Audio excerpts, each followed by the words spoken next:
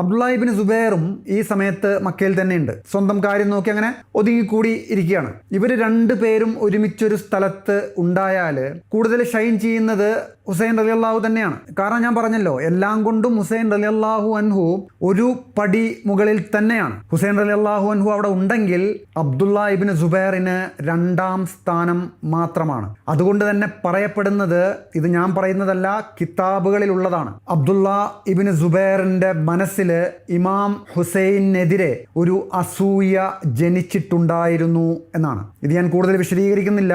ഇവർ രണ്ടുപേരും ഒരേപോലെ പ്രഗത്ഭരായിട്ടുള്ള ആളുകളാണ്. ഒന്ന് റസൂലിന്റെ പേരക്കുട്ടിയാണ്, മറ്റേത് ഒന്നാം ഖലീഫയുടെ പേരക്കുട്ടിയാണ്. ഈ അബ്ദുള്ള ഇബ്നു സുബൈറിനെ കാണാൻ ഏതാണ്ട് അബൂബക്കർ സിദ്ദീഖിന്റെ അതേ രൂപമായിരുന്നു എന്നാണ് പറയുന്നത്. മെല്ലിച്ച് ചെറിയ താടിയൊക്കെ ആയിട്ട് അബൂബക്കർ സിദ്ദീഖിന്റെ അതേ രൂപമായിരുന്നു എന്ന് പറയുന്നുണ്ട്. ഇമാം ഹുസൈനെ കുറിച്ച് പറയുന്നത് പരിശുദ്ധ പ്രവാചകനുമായിട്ട് ഏറ്റവും രൂപ സാദൃശ്യമുള്ള വ്യക്തി ആയിരുന്നു എന്നാണ്. ഇത് മക്കയിൽ ആ സമയത്ത് അതിശക്തരായിട്ടുള്ള രണ്ട് വ്യക്തിത്വങ്ങളാണ്. പക്ഷെ ഇമാം ഹുസൈന് കിട്ടുന്ന ആ ഒരു ശ്രദ്ധയും പരിഗണനയും ഒന്നും അബ്ദുള്ള ഇബ്നു സുബൈറിന് കിട്ടിയിരുന്നില്ല എന്നാണ്. അതുകൊണ്ട് തന്നെ അബ്ദുള്ള ഇബ്നു സുബൈറിന്റെ മനസ്സിൽ ചെറിയ ഒരു ബുദ്ധിമുട്ട് അനുഭവപ്പെട്ടിരുന്നു എന്നാണ്. ചെറിയൊരു വിഷമം മനസ്സിൽ തോന്നിയിരുന്നു എന്നാണ്.